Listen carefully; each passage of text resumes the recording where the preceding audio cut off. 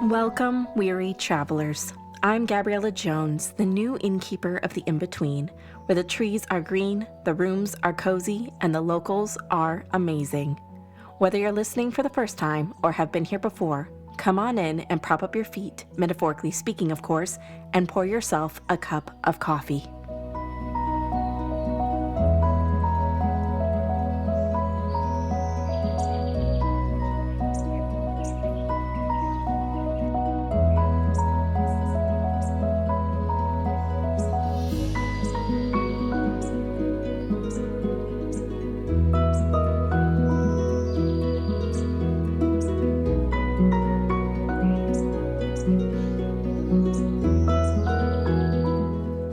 I've heard it said that trying to make a new friend is a lot like trying to catch a fish. You have to patiently sit for a long time before you find the right one. Now, I've personally never caught a fish before, but seeing as how I'm just a blubbering fish out of water, socially and evolutionarily speaking, I'm inclined to agree. I've only been out of school for a short while, but it's not hard to see that the adult world is not quite as conducive for getting to know people. And if I'm being honest, one of the most difficult and nerve-wracking things about moving across the country to a new job in a new place was not knowing anybody. Now, I've been too busy with work this summer and met so many people that, frankly, I was too worn out to notice. But after my coffee date with Frank, it dawned on me that I still don't really have any close friends here yet. But lucky for me, I was able to see what I hope to call an old friend, and may have even made a brand new one, because on this last week's lunar eclipse, a very special repeat guest checked in overnight. Now, of course, the last time I had seen her was back in episode 6. I didn't try hosting a party again after that particular disaster, but I was watching the sky from the porch when a familiar bright face appeared at the edge of the forest just as I hoped it would, bringing along with her a white shaggy dog. "It's so good to see you both. Whoa there, big fella," I said as the giant shaggy dog jumped up on me. "Oh, don't mind Major," said the moonskin lady. "He's going through a phase." "Will you need a room this evening?" I asked. "Yes, please," she said with a nod. "We've traveled far, and it will be a long time till we come back this way." "Where are you two going?" I asked. "Oh, traveling abroad," she said.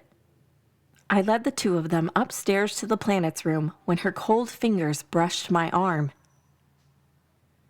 "You seem sad," she said. "I've just been tired," I said. She looked at me with a dark stare, but wished me good night while the dog, Major, gave me one last affectionate lick on the hand. However, when I woke up in the morning, I found the following left in the guest book in her beautiful, loopy letter handwriting. Quote, "I've seen the earth enough times to know that humans are rivers, not islands," unquote. Now, I couldn't disagree with what she had written. Sometimes it does feel a little like being on an island out here. A beautiful island with the most amazing tourists, but only one resident who does get a little lonely from time to time. Now, don't mistake me. I deeply appreciate all of my great friends and family back home in Florida who have stayed in touch. I know that we will always care about one another, but you're there and I'm here. And it's dawned on me that talking online or just greeting people for work isn't enough to fulfill all of my social needs. I need good friends here. The kind of friends you visit the pumpkin patch with, or give the intimate details about the date you just went on. The kind who come over for popcorn and board games or to just relax. And after all the things that happened last month, it would have been nice to have a couple of those kinds of friends to call upon. Now, every other Friday, Nancy, the general store owner down in Shearwater, drives her truck up with supplies to restock the inn. Occasionally, one of her 26 grandsons accompanies her. But to my surprise, this last Friday, she was accompanied by another girl. a girl my age with beautiful long hair wearing a red flannel shirt. As soon as Nancy got out of the truck, she took me into a hug with those great big bear-like arms of hers and introduced us, saying, "I'd like you to meet Angie, my future granddaughter-in-law." Angie smiled and said, Now, Nancy, Tom and I aren't even engaged yet." I don't know how else to describe Angie as anything but as cool as a cucumber, exuding confidence and self-assuredness in a way that I respect. She seemed so natural and relaxed, perfectly in her element, just standing there. And I felt immediately both intimidated and desperate to be her friend in a way that left me a bit lost for words. I'm not proud to admit this, but I was pretty desperate to impress them both. "Nice to meet you," I said in a way that I hoped wasn't too blustering as I offered out my hand. "Likewise," said Angie with a smile. "I've never met someone who likes bananas so much." "What do you mean?" I said, caught off guard. She pointed to the bed of the truck, and inside were several boxes of bananas. "Are those for me?" I said. "I got a call from Casper Leak asking me to add them to the order," said Nancy. "He seemed to think you'd be needing 'em, lass." "He called you?" I said. "Oh, yes, he's such a gentleman," said Nancy. Now, I was perplexed and oddly jealous that I had not received a phone call from the mysterious Mr. Leak, but I cleared a space for the bananas on top of the fridge, and after we finished unloading the truck, Nancy said that they had brought me something else. Reaching into a cooler on the back seat, she pulled out a glistening whole gray and pink fish. "Freshly caught and cleaned by Angie," said Nancy. I thanked them and asked them what kind of fish it was, but the surprised look they gave me made me blush. "It's a native coho salmon," Angie gently explained. "Have you ever seen a salmon run?" I told her that I hadn't, and Nancy brightened. "You should take her." Then turning to me, Nancy said, "Angie is a marine biologist. She knows her fish, lass."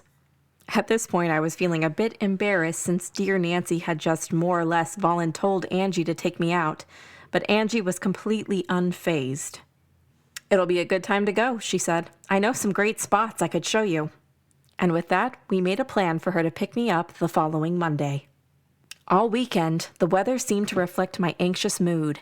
It rained and rained without letting up till Monday afternoon as I was lacing up my hiking boots. With my raincoat on and the little away sign set out on the front desk, I paced around the inn looking for random things to do. I ended up just sitting, rereading the latest entry from my favorite guest, then flipping through the guest book where I found a new poem that I had never noticed before. It read, quote, "Son of soil, man is formed by breath, water, and the earth. Son of soil and flesh, blood and soul, seed, wind, one with the sea and brotherhood, breadth and depth, dwelling with nature as both friend and fiend. Nature, the womb with which future is skinned, exhaust not land of its bounty and pride, trigger not seas off boundary and guide, defile not sky of its grace, beauty. Earth is our home, here is where we reside, duty, stewardship, and continuity." Unquote. It was written in glacier blue ink, bordered by little doodles of oceans and rivers and trees, signed at the bottom by Yewande Akinche. I was tracing the words with my fingers when I heard a honk outside, and an unfamiliar Jeep pulled into the drive with Angie at the wheel. She waved me into the car, and off we went into the woods. Down the highway, winding through the pine trees, I asked Angie probably too many questions in an attempt not to be awkward, but I learned that she was originally from Shearwater, had left to study marine biology in Seattle, and was back now working to restore one of the local rivers. "It used to be one of the most productive salmon rivers in the region," she said. "What happened?" I asked. "I'll show you," she said. "How long have you known Nancy?" I asked. "Oh, forever," said Angie. "Everyone knows Nancy at this point. She's like a second mother." "And you're dating one of her grandsons?" I prodded. "Yep, Tom, high school sweetheart," said Angie. "That's great," I said. Unsure what else to say, I asked if she knew much about Mr. Leak. "Not really," she said. I mean, yeah, I know who the Leek family is because small town, but I never really knew them, you know. Then they moved away when I was like 13 or 14. Then saying it was about to get bumpy, she turned off the main road. Bumpy was a tame description, dear listeners. As the Jeep rumbled through the muddy forest road, I gripped the armrests of my seat for dear life. But we finally stopped on the top of a wet hillside. My teeth were still rattling around in my head, but in the distance, you could hear the river. Getting out of the Jeep, we hiked through the mud, through thick ferns and ancient evergreens, moss hanging from every branch, till we reached a rocky path where the forest shrunk into a short mass of baby willows. Down below us was a raging river of cerulean blue, snaking away from the mountains in the distance. Angie confidently continued down the narrow, steep path towards the river, and I carefully plodded along behind her, taking every precaution not to trip and possibly fall to my death. At the bottom was an overgrown rocky outcrop where the water fell still and we could speak without shouting over the river cascades. This whole place used to be dammed up, flooded the whole area. See those white lines? That's where the water was, said Angie, indicating the streaks on the rock high above us. That explains why all the trees are so young right here, I said, pointing to the little juvenile willows growing along the shoreline. Angie nodded. But the dam rose the water temperatures and disrupted salmon migrations for the past 100 years. We estimate it decreased the salmon population by about 90%. She turned and kneeled at the water's edge. We're lucky they're here at all. She was pointing at something in the water, and I squinted trying to make it out. Then there was a silver flash, and I realized the pool was full of hundreds of salmon waiting to swim upstream. Thank God for all the rain this weekend, said Angie. The rivers were getting dangerously low after the summer. I said, I've never thought about that before, how the rain affects the fish. Are they waiting for something? I asked, watching the delicate fins carefully treading against the small current. They're conserving energy for the jump, said Angie, pointing to the rocks upstream. See their mouths opening and closing like that? They need some berries. Oh, wait, what did you just say? I said. Salmon eat berries? Angie laughed. These ones do. They're special. You're making that up, I said with a laugh. Maybe. Maybe not, she said with a wink. She straightened up, and I walked with her upstream towards a bush. It was covered in round, fish roe orange berries flourishing right next to the cascades. She shook a few of the berries loose into her palm, and with a smile tossed them into the river. As the berries fell towards the water, a giant fish of gray and army green shot out of the river like a harpoon. His face came towards us, his mouth puckered, and his eyes stern and steady. Catching his quarry mid-air, he swallowed the little orange berry and glided over the top of the rocks before plunging back into the water. Did that really just happen? I said. Did that fish just catch that berry? Sure did, said Angie with a laugh. Why don't you give it a try? I nodded and grabbed a handful of the bizarre little berries, tossing them in. And then suddenly the cascades were full of fish as long as my arms, coming in endless waves over the top of the cascades, racing towards the mountains. Holding a berry up, I asked Angie if they were safe for humans too. She nodded, and I popped some of them into my mouth as 3 more salmon cleared the falls. They're magnificent, I said. The berries or the fish, said Angie. Well, both, but the fish. I've never seen anything like this before, I said. They are amazing, Angie agreed. The whole ecosystem here depends on them. The river and the forest feed them, and in turn, they feed the forest and the river. Falling silent, we sat down and watched the fish. I held my breath each time one dared to clear the rocks. Closing my eyes, I pictured myself under the water. I wondered if I would have either the courage or the instinct to jump. But in droves, the fish seemed to fly across the top with perfect confidence and freedom, the autumn sun catching on their scales. All the while, I snacked on some of the berries and asked Angie if I could take some home. She said that I could, that they make a great jam. So we gathered some up and then, with the late afternoon sun setting, returned to the Jeep.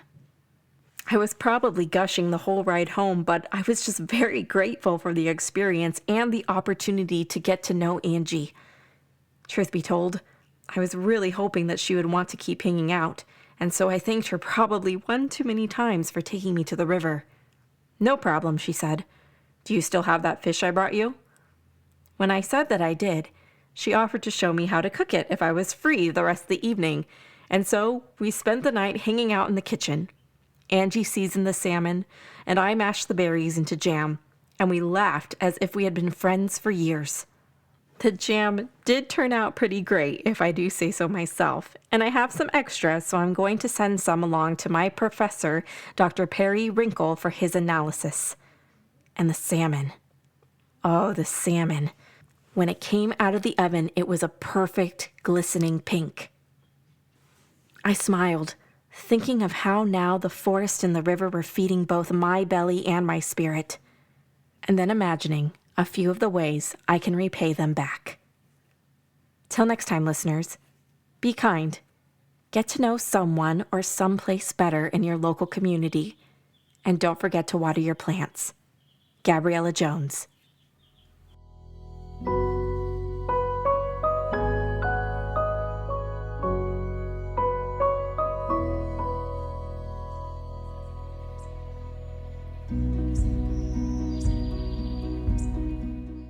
Hello, it's Bailey Loveless, writer and reader of Gabriela and The Inn Between.